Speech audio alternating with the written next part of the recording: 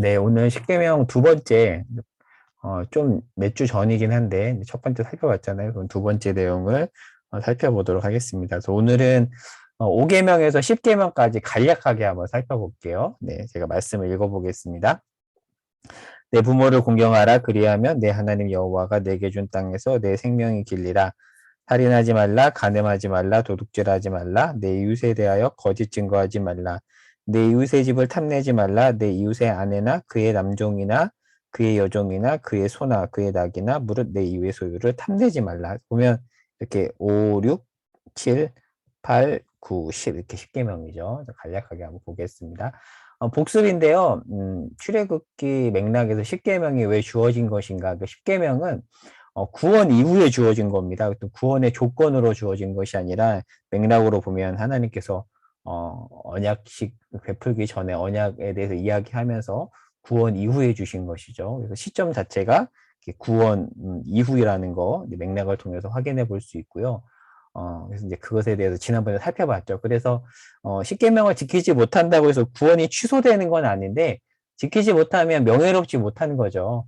그런 차원에서 주어진 것이고 하이델베르크 교리문답 여러분 한번 다 들어보셨죠? 하이델베르크 교리문답이 총 118문으로 이렇게 되어 있는데 구조를 이렇게 그려보면 그렇습니다. 그래서 1, 2문이 서론이고요.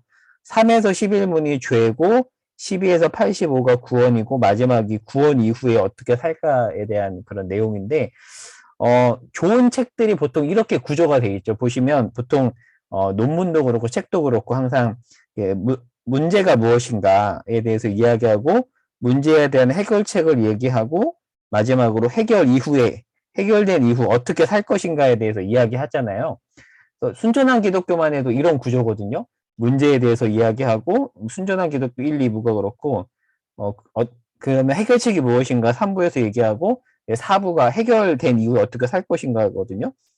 그런데 이 하이델베르크 교리문답도 이런 구조입니다. 그래서 서론 이후에 대체 우리에게 뭐가 문제인가에 대해서 죄를 얘기하고 그러면 그 문제를 어떻게 해결할 것인가에 대해서 구원을 다루고 마지막에 해결된 이후에 어떻게 살 것인가에 대해서 이렇게 다루는데 10계명이 어디에 있냐면 여기 있어요. 구원받은 이후. 그러니까 하이델베르크 교리문답에서도 10계명을 어떤 맥락에서 얘기를 하냐면 구원받은 이후 어떻게 살 것인가에 대한 어떤 방향성 제시를 위해서 제시한다는 거죠. 그러니까 어떤 10계명은 우리가 지키지 않아도 되는 것이 아니라 물론 구원의 조건 아니지만 구원 이후에 신자가 지켜야 될 이 땅을 살아가면서 반드시 지켜야 되는 규범으로서 제시한다라는 거죠. 그래서 하이델베르크 전체 구조에서도 이렇게 10계명이 여기 있다라는 거, 왜 여기 위치했는가 다 이런 의도가 있는 겁니다. 한번 서론으로 한번 잠깐 다뤄봤고요. 지난번에 이거 살펴봤죠. 네, 기독교 10계명과 유대교와 천주교 10계명 약간 이렇게 순서의 차이가 있습니다. 그래서 유대교 10계명은 서론이 1계명이고요. 나머지 이제 계명은 거의 이제 비슷하죠. 그래서 이런 순서의 차이가 있다는 거 참고로 짚고 넘어가고 자 이제 오늘은 5에서 10계명까지를 한번 살펴보도록 하겠습니다. 개괄적으로. 네. 지난번에 1에서 4계명 혹시 기억나시나요? 1에서 4계명이 예배의 대상, 방법, 자세, 시간이라고 했었던 거 기억나시죠? 네. 자, 그러면 이제 5계명에서 10계명까지 간략하게 보겠습니다. 5계명은 잘 아시겠지만 부모를 공경하라는 네, 말씀이죠. 자, 그런데 1에서 4계명까지 하나님이란 단어가 나오고 6에서 10계명까지 계명에는 하나님이란 단어가 없습니다. 그런데 5계명에는 간접적으로 나와요. 보시면 중간에 내 하나님 여호와가 이렇게 하나님이란 단어가 나오죠. 그래서 5계명은 1에서 4계명과 이웃에 대한 5계명, 5에서 10계명을 잇는 브릿지 계명이라고 그렇게 구분을 할 수가 있습니다.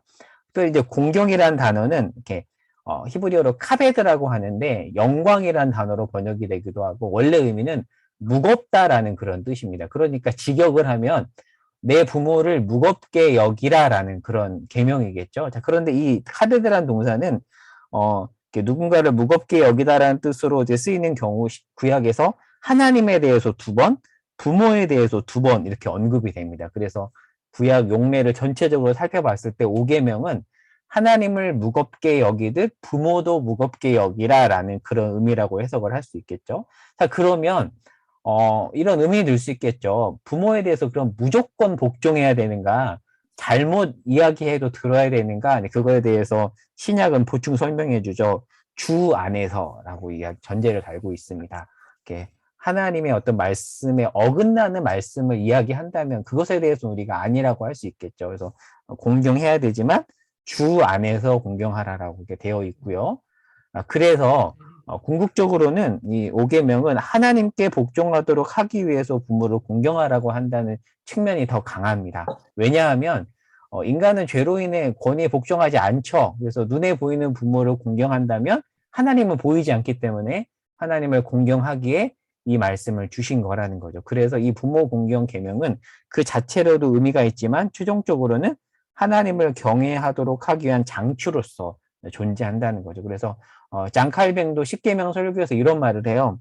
하나님께서 인간에게 어떤 공경을 요구하시는 것은 그에게 그럴 만한 필요가 있어서나 혹은 그것이 그분께 무슨 유익이 되어서가 아니고 오히려 우리들 자신의 유익을 위해서. 왜냐하면 우리가 이렇게 살아갈 때만이 진정한 자유인으로 살 수 있잖아요. 그래서 이렇게 설명을 하고 있고요. 그리고 보통 이제 교회는 전통적으로 이 5계명을 이제 부모 공경으로도 봤지만 좀 더 확장시켜서 이렇게 권위 관계, 정부에 대한 복종이나 뭐 이런 식으로 확장해서 이렇게 해석하기도 했습니다. 그런 내용들이 웨스트민스터 대요리 문답, 소요리 문답, 하이델베르크 교리 문답에도 나와 있거든요. 그래서 5계명은 요 정도로 한번 정리를 해보겠고요. 자, 그러면 6계명으로 가보겠습니다. 살인하지 말라죠. 자, 그런데 쟁점이 있어요. 목적어가 없습니다. 이렇게 목적어가 없어요. 무엇을 살인하지 말라는 건가. 그리고 영어 성경마다 조금 다른데 kill로 이렇게 번역하는 성경도 있고요. murder라고 번역하는 성경도 있어요. 만약에 murder라면은 다른 사람 외에 살상은 허용된다라고 이렇게 보기도 하는 그런 해석에 깔려 있는 거죠. 그래서 뭐 kill이냐 murder냐 뭐 이런 쟁점들이 있는데요. 이 6계명은 이런 다양한 이슈들이 걸려 있습니다. 전쟁, 뭐 사형제도, 육식 문제 다 걸리는 그런 건데 뭐 이건 다 살펴볼 수는 없겠고요. 자, 근데 이제 살인하지 말라는 계명을 보면 이제 의문이 들 수 있습니다. 왜냐하면 성경에 보면 종종 살인을 허용하는 말씀도 있거든요. 자, 그러면 대체 여기서 살인하지 말라는 게 뭔가? 이 히브리어로 라차라는 단어인데 살인이라는 단어가 구약 용례로 본다라면 불법적인 살인을 이야기합니다. 불법적인 살인. 그러면 합법적인 살인도 존재하는가? 이제 구약 맥락에서 보면 거칠게 이야기했을 때 그렇다라고 할 수 있습니다. 자, 한번 좀 더 가보겠습니다. 핵심 사안은 결국 이겁니다. 하나님은 생명을 어떻게 보시는 분인가? 한번 성경책 가지고 계신 분 한번 보실래요? 창세기 9장 6절 말씀은 사실은 기독교가 전통적으로 사형 제도를 이렇게 찬성하는 근거로 사용된 구절이기도 하거든요. 그래서 유명한 말씀이에요. 창세기 9장 6절을 한번 제가 볼게요. 9장 6절에 보면 이렇게 설명을 해요. 다른 사람의 피를 흘리면 그 사람의 피도 흘릴 것이니 이는 하나님이 자기 형상대로 사람을 지으셨다라고 되어 있어요. 그러니까 창세기 9장 6절 말씀은 다른 사람 절대 죽이면 안 돼. 왜냐하면 하나님의 형상이니까. 근데 만약에 하나님의 형상인 그 인간을 죽이면 너도 죽어. 그래서 그렇게 하나님의 형상인 인간을 죽인 사람을 죽일 수 있다. 그런 말씀이거든요. 그래서 이 말씀은 전통적으로 사형제도를 찬성하는 근거 구절이 되었어요. 그런데 사형제도를 그러면 찬성해도 된다는가 뭐 이런 식의 의문이 들잖아요. 근데 사실 이 말씀의 핵심은 죽이라에 있지 않습니다. 그러니까 이 말씀의 핵심은 사실 죽이지 말라에 있는 거죠. 죽이면 절대 안 돼. 근데 만약에 죽이면 너 죽어. 그러니까 방점이 죽이지 말라에 있는 거죠. 그래서 전통적으로 교회가 옹호한 이 사형제도라는 것은 어떤 뭐 인권을 무시하는 식의 사형제도라든지 아니면 독재자가 하는 어떤 무자비한 사형제도 그런 사형제도가 아니라 생명을 함부로 죽이지 못하도록 그것을 막기 위한 차원에서의 사형제도라는 거죠. 그래서 좀 그런 구분이 좀 필요할 것 같고요. 이제 여기에서도 이제 어려움들이 오겠죠. 이제 오용되면은 이렇게 어떤 부작용들이 생기기 때문에 사형제에 대해서 여러 찬반 논쟁이 있지만 하여튼 전통적으로 교회가 옹호한 사형제도는 이 말씀에 근거하고 그 이면에는 생명보호 사상이 있다는 거 이것을 짚고 넘어가야 될 것 같습니다. 네. 그래서 강조점은 생명보호입니다. 생명보호이고 그래서 소요리 문답은 십계명을 또 이렇게 해석을 해요. 단순히 죽이지 말라는 계명이 아니라 더 확장해서 생각해 보면 생명을 보호하라는 말씀이라는 거죠. 그래서 6계명은 소극적으로 한 생명을 죽이지 말라는 계명을 넘어서 생명 자체를 소중히 여기라는 말씀으로 이해해야 됩니다. 왜냐하면 그 근거는 무엇인가? 하나님의 형상이기 때문에 이미지 오브 갓. 그러니까 인간은 하나님의 형상이잖아요. 근데 이제 6계명과 관련해서는 다양한 이슈들이 있습니다. 뭐 낙태, 사형제도, 전쟁, 뭐 안락사, 자살 등등 다양한 어떤 이슈가 맞물려 있어요. 그런데 다 다룰 수는 없어요. 낙태 같은 경우도 사실 10계명을 가지고 어떻게 바라볼지 뭐 그런 어떤 관점을 정리하는 것도 굉장히 중요한데 이것만 간단히 짚고 넘어가면 사실 낙태하고요. 낙태의 죄를 조금 구분할 필요가 있겠죠. 사실 사람들이 지금 이렇게 시위를 벌이는 것은 낙태죄 폐지거든요. 근데 낙태죄는 뭐냐면 낙태한 사람을 형법으로 다스리는 제도가 현재 지금 우리나라 낙태죄인데 사실 낙태죄를 면밀히 들여다보면 대부분 책임을 여자가 지도록 되어 있거든요. 너무 이제 그러다 보니까 낙태를 형법으로 특히 여자들만 처벌하는 낙태죄를 폐지하라는 거지 또 그렇다고 해서 낙태 자체를 전체적으로 옹호한다는 건 아니거든요. 그래서 어떤 이런 이슈를 살펴볼 때도 낙태죄 폐지? 그러면 낙태하라는 거야? 그게 아니라 면밀히 들어가면 이제 이런 이슈들이 맞물려 있거든요. 그래서 이런 이슈들을 다룰 때는 조금 되게 깊이 들어가야 된다. 그래서 이런 거에 대해 충분히 이해하고 심지어 뭐 형법 이런 문제나 뭐 법적인 문제까지도 다 사안을 살펴서 그것을 기독교적인 관점으로 해석해야 되는 일이 필요한데 그냥 그런 거 다 이렇게 빼버리고 그냥 단순하게 얘기하면 좀 애매해질 수 있습니다. 그래서 예전에 한번 아이들과 이렇게 고등부에서 이거 가지고 한참 몇 주 동안 한번 해본 적이 있는데 뭐 그때 공부를 좀 많이 해봤었거든요. 근데 단순한 문제가 아니더라고요. 그러니까 낙태 안 되죠. 환경적으로 낙태는 허용할 수 없지만 그런 이제 낙태죄와 관련된 거는 또 좀 이렇게 더 깊은 접근이 필요하다. 이런 식으로 각각 이슈 자체가 그렇습니다. 깊은 접근이 필요하다는 것만 그냥 언급하고 다시 넘어가 보도록 하겠습니다. 자, 이제 가늠하지 말라입니다. 자, 문자적으로 해석을 해보면 7계명은 결혼한 남녀가 배우자 외의 남녀와의 성관계를 금지하는 말씀이에요. 그러니까 1차적으로는 결혼관계 내에서의 부부관계를 다루거든요. 그러다 보니까 굉장히 보수적인 유대인들이 이 말씀을 문자적으로 해석해가지고 의외로 유대인의 경우는 좀 혼전 성관계가 관대하대요.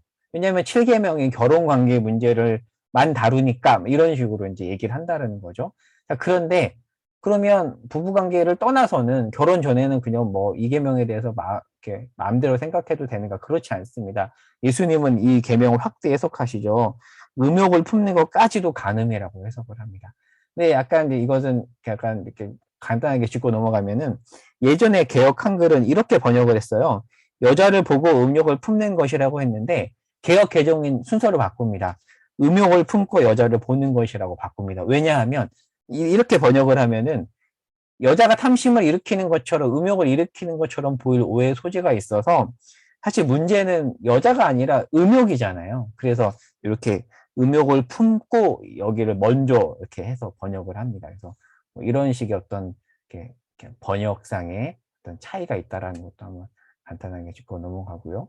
예수님은 이 행위를 넘어서 마음의 문제까지 가지고 가시죠.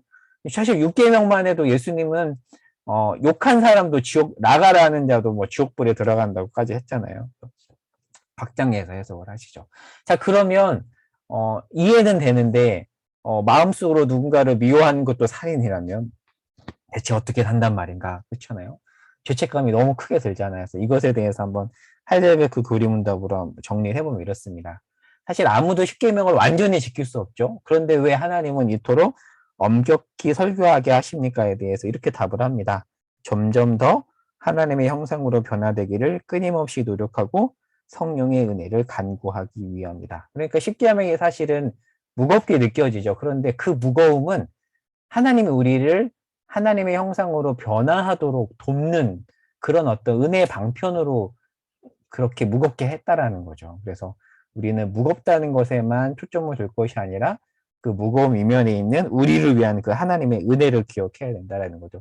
요즘 요엘 묵상하는 것도 비슷한 맥락인 것 같아요. 하나님께서도 심판, 막 회개 얘기하는데 요엘 마지막은 결국에는 회복으로 끝이 나거든요. 왜 그렇게 하나님이 심하게 뭐 메뚜기 재앙이나 뭐 심판, 회개를 요구하셨는가? 결국에는 우리를 회복하기 위해서 주셨다라는 거. 근데 십계명도 마찬가지인 것 같습니다. 그래서 때로는 어떤 하나님의 말씀과 설교가 우리에게 위로를 주는 것도 필요하지만 때로는 우리를 찔러야 되는 것 같아요. 저는 자주 찔려요. 말씀을 볼 때마다 말씀이 저를 찌릅니다. 때로는 무겁게 와닿아요. 그래서 부끄럽기도 하고, 어떡하지? 근데 그게 어떤 하나님의 말씀의 기능인 것 같습니다. 그래서 정리하다 이게 생각이 났는데, 주중에 큐티 나눔 내용 중에서 제가 이 글을 적었는데 혹시 기억나실지 모르겠어요. 유진 피터슨이 그렇게 말하거든요. 참 멋있는 표현이에요. 너무 멋있는 표현인데, 설교의 예술은 우리의 3인칭 방어막을 피해, 그러니까 나 말고 저 사람이요. 이렇게 우리가 방어하잖아요. 저는 거기에 해당이 안 되는데요. 그런 3인칭 방어막을 피해 돌아와서 2인칭으로, 아니야, 너야! 라고 냈다 찌르고, 결국 그것이, 네, 제가 잘못했습니다. 라고 1인칭 반응을 이끌어내는 것이 설교다라고 하는데, 참 저는 너무 멋있는 표현이라고 생각을 했거든요. 결국 하나님의 말씀의 역할이 이건 것 같아요. 큐티도 그렇고, 그렇게 우리를 찌름으로써 결국에는 우리를 잘하게 하죠. 물론 저는 잘 찔러야 되는 생각해요. 막 비인격적으로 찌르면 안 되겠죠. 인격적으로 이제 잘 찔러야겠죠. 그렇게 찔렀을 때 결국 우리가 잘하게 된다라는 거.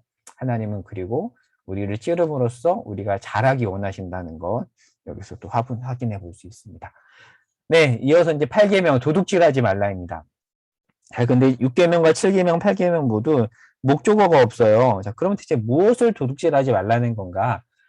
성경에서 말하는 이 도둑질은 주인의 동의 없이 몰래 가져가는 거거든요. 근데 허락하에 가져가는 것은 허용합니다. 근데 이 도둑질이라는 단어, 가나브라는 단어가 쓰인 게 용례를 보면 소하고 양, 이 당시에는 농경사회니까 굉장히 중요한 재산이었잖아요. 그리고 돈과 물품, 의복, 이런 어떤 개인의 어떤 소유물에 대해서 도둑질하지 말라고 합니다.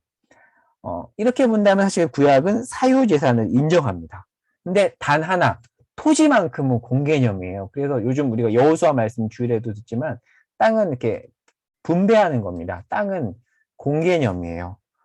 이런 것들은 사적 소유 개념이지만 토지는 공개념입니다. 근데 토지 외의 것들은 하나님께서 우리 소유로 허락을 하신다는 거죠. 왜 그러면 하나님은 사유재산을 인정하는가?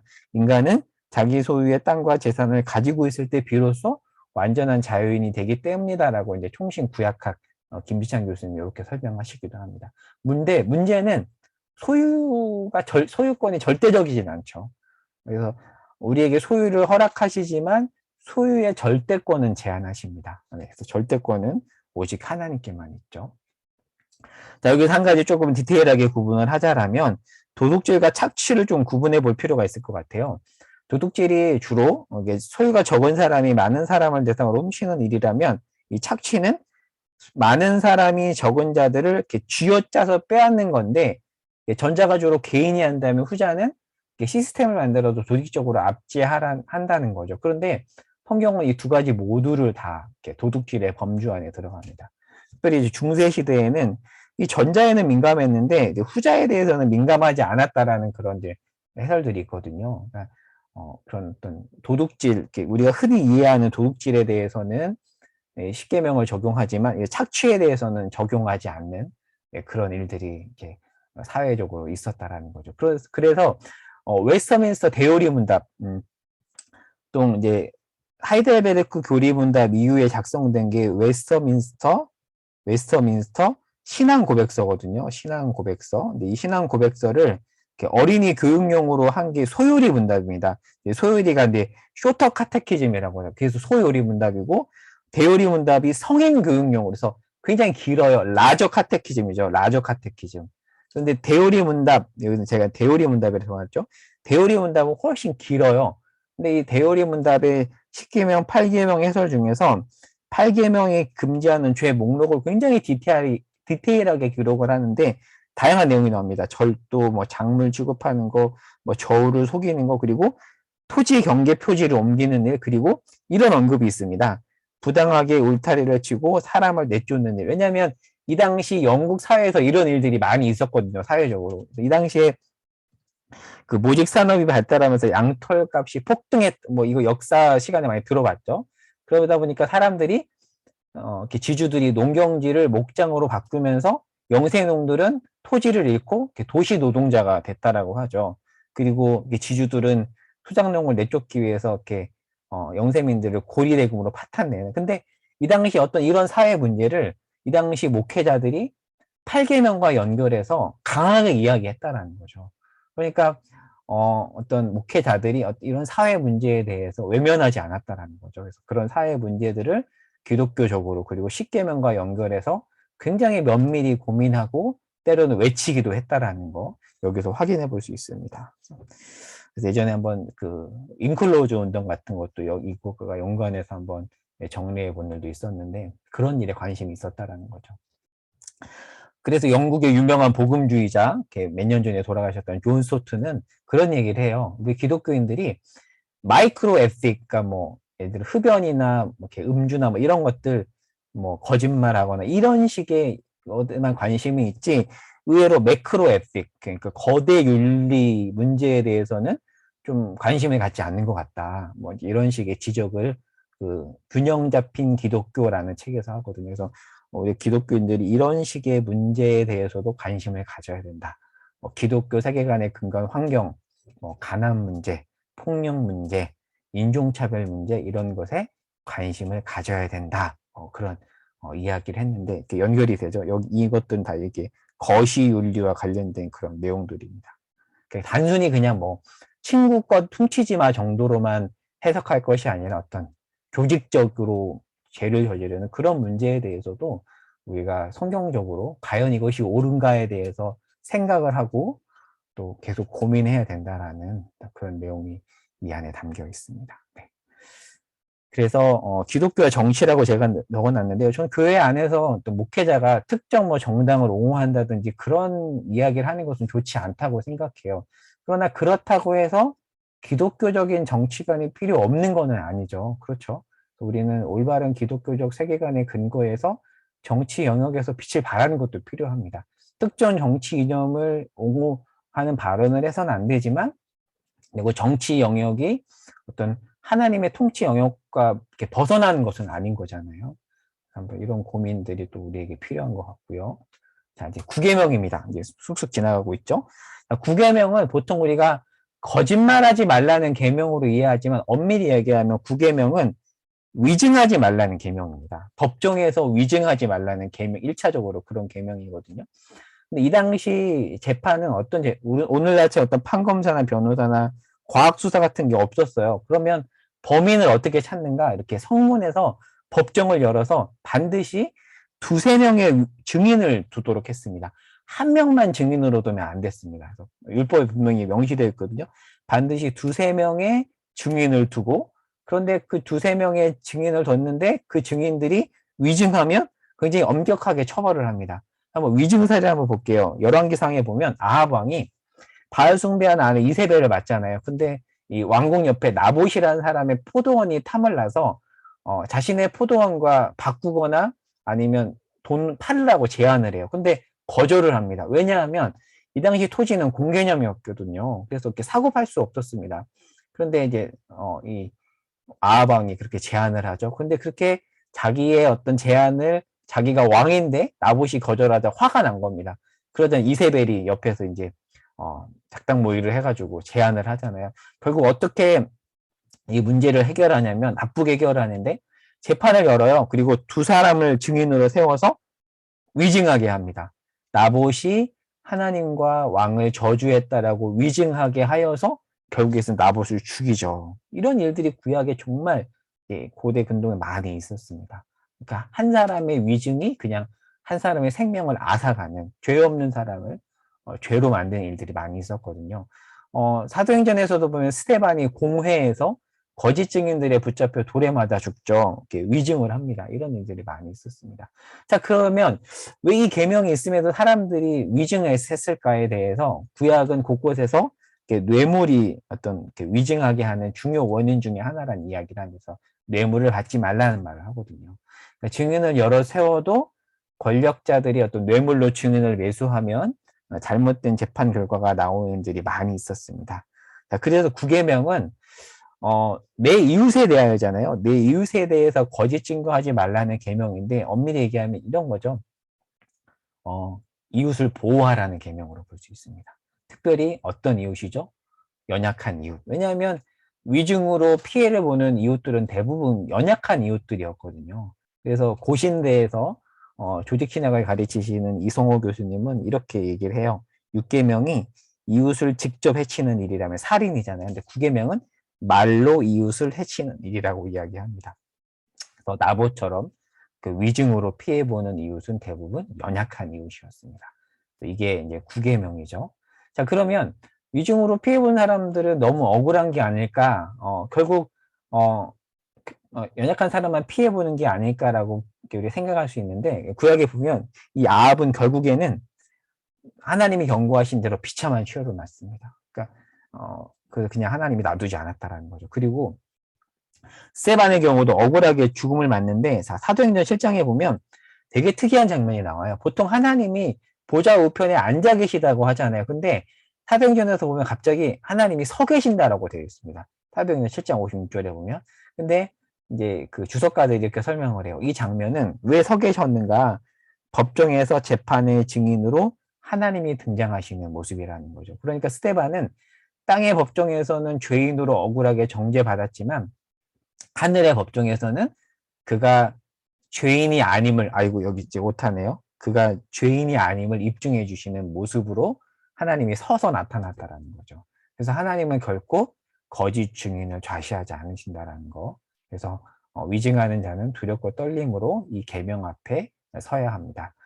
스테반을 친 이들처럼 당장에 이 땅에서 심판이 없을 수는 있지만 하나님은 반드시 심판하신다라는 거. 여기서 또 확인해 볼 수 있습니다. 그래서 사실은 이제 9계명을 확장하면 그냥 일반 거짓말에 대해서도 또 이야기해 볼 수 있어요. 그래서 뭐 선의의 거짓말은 과연 허용이 되는가 뭐 이런 식의 이렇게 이슈를 던져놓고 생각해 볼 수도 있는데 그건 그냥 언급하지 않고 넘어가겠습니다. 마지막입니다. 10계명, 10번째 계명. 10번째 계명은 길죠. 10번째 계명은 이웃의 집을 탐내지 말라는 탐심에 관한 계명입니다. 10계명의 초점은 탐심이에요. 그래서 5계명부터 이렇게 외우면 제가 이렇게 외운다고 했잖아요. 부살, 간도, 탐심에 대한 개념입니다. 근데 특이한 게 뭐가 특이하냐면 6에서 9계명은 마음속 욕구도 다르지만 대부분 겉으로 드러난 행동에 초점이 있죠. 공경하라, 뭐 살인하지 말라, 간음하지 말라, 거짓 증언하지 말라. 대부분 행동에 초점이 있지만 10계명은 마음 상태만을 다룬다라는 거. 그래서 사실 이것은 이렇게 간파하기가 굉장히 어렵습니다. 그렇죠? 어렵습니다. 그래서 이렇게 어떤 주석가들이 이렇게 어떤 주석가는 이렇게 설명하기도 하더라고요. 사람들이 가장 많이 어기는 계명이다. 그래서 제가 어느 책인지 모르겠는데 어느 책에서 이런 내용이 있었어요. 조지 오웰 아시죠, 여러분? 조지 오웰. 조지 오웰의 6사에 나오는 그 사상 경찰, 어떤 개인의 사상을 비롯해 모든 것을 감시하는 체제의 공무원인데 사상 경찰을 이용하지 않고는 탐심을 범죄로 만들기란 거의 불가능하다. 왜요? 마음속의 문제니까 행동이 아니라 그렇잖아요. 그래서 참 어떤 계명보다 지키기 어려운 계명이 10계명입니다. 자, 근데 이 계명과 관련된 바울의 이야기가 있는데 재미있습니다. 한번 제가 말씀을 찾아볼게요. 로마서 7장 7절에 가면 한번 읽어보겠습니다. 로마서 7장 7절에 보면 성경책 갖고 계신 분들은 보셔도 좋을 것 같아요.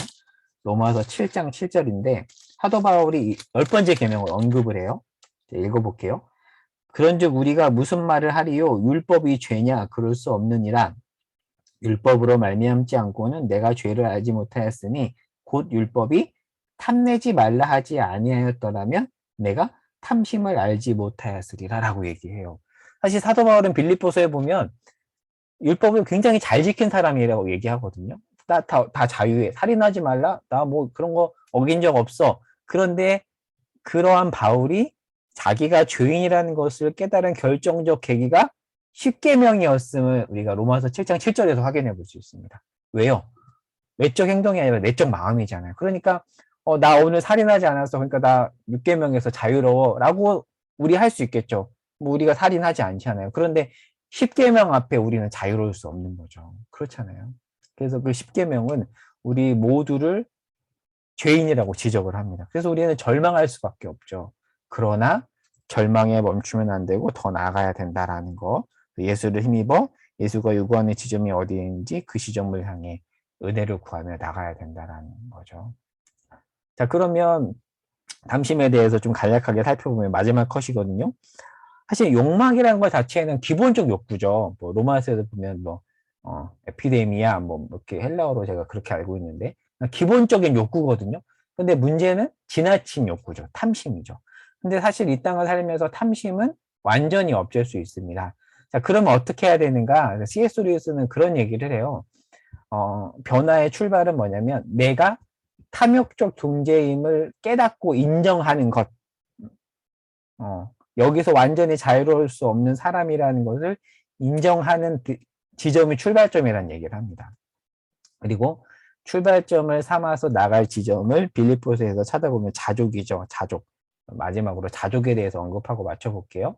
자족은 소유의 양이 아니라 만족의 정도입니다. 그러니까 많고 적음의 문제가 아니라 그것과 상관없이 하나님으로 인해 만족하는 그런 것을 자족이라고 하는데 바울은 디모데 전서에서 이런 말을 해요.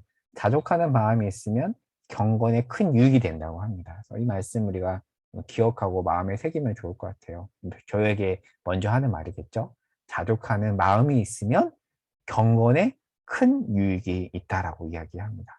소유가 있고 없고에 상관없이 어떤 거기에 궁극적 안정감을 두지 않고 소유의 근원인 하나님을 잊지 않겠다라고 하는 것. 그게 자족이죠. 근데 뭐 한 번 기도한다고 되는 것 같진 않고요. 끊임없이 날마다 은혜를 구하고 연습해야 되는, 훈련해야 되는 게 바로 자족인 것 같습니다.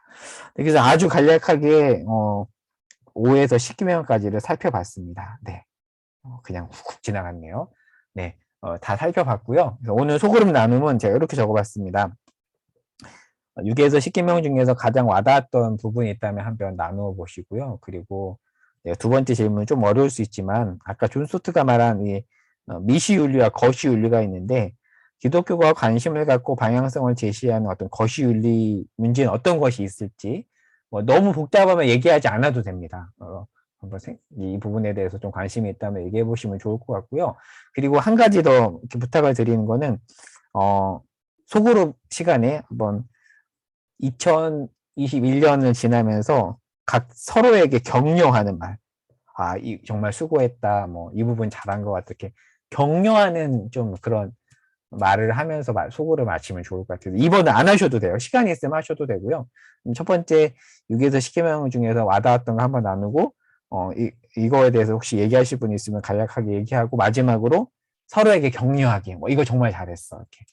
그 얘기를 하면서 소그룹을 마치면 좋을 것 같습니다.